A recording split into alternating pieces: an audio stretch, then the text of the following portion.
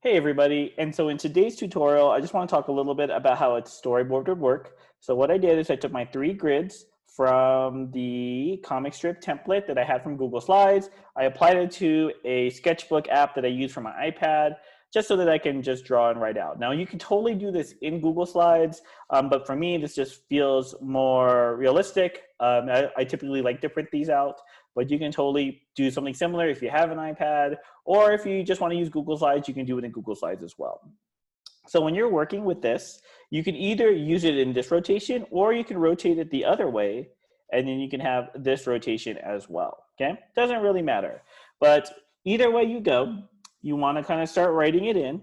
And so what I have here is you always want to just keep kind of think of it this way. We have a beginning, a middle, and an end, okay? And so when you have these 3 sets, like it's so easy to just kind of take a process, take a story, and just take anything you like and just kind of convert that into that beginning and middle and end. And so you want to just kind of take a scene. So for instance, maybe we're talking about photosynthesis. And so with photosynthesis, maybe I'll say, hey, like there's the sun, you know, and the sun's there, nice little Picasso sun. And then it's shining its light. And then there's like a plant, you know, it's shining its light in space. So I guess I'll just draw space in however you want to draw, okay? And then the next part is the middle part. And so then light is going to enter the atmosphere.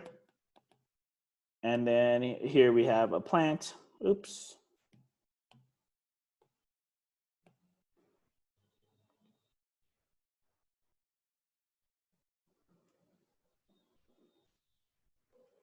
And then maybe like it has like a nice cool flower or something.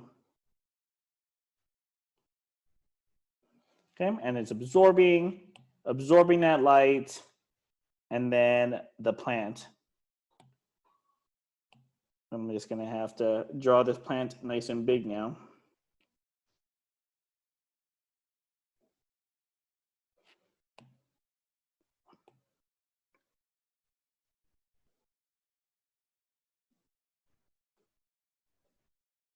And it's happy because it feels full. So I'll just draw a little smiley face. Now to give context to it, because this is just a storyboard, you know, it's drawn very quickly. They're not meant to be like super detailed, but they are meant to just try to tell a story. And sometimes you need to develop context, okay? And so you can do context in a few ways, but really with a storyboard, you can just write on the bottom, you know, beginning, sun emits light, plant absorbs it, plant absorbs, oops, a little too close there, absorbs the light, and then finally plant makes food, right? And this is just a very basic example of how this can work, right? It's a very basic example of how storyboarding works. But you have drawings, you have a beginning, middle, and end, and you have more context. Now, when you're starting this in the beginning, it's nice to go with the 3. But as you get more complex, instead of going to 3, maybe going with the 6. And then you have now, and then with the 6, you can have a step process. Like you have 1, 2, 3, 4, 5, 6. And you still have your beginning. You have your middle portion, right? And then you have like your whole intro portion. Maybe it's a middle here. And then you have the end portion. So then you can still take 2 slides, or maybe you just need 1 slide for the ending. That's kind of the beauty of a storyboard. There's not a set number. Like you can use whatever you like to create whatever you need.